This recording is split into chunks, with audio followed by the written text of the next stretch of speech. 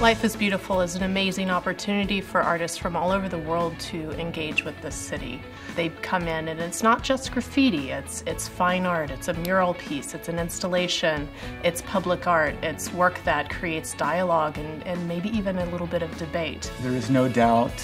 that the city saw the need historically over the last 40 years in investing in art, but it wasn't until the last 10 years that we really saw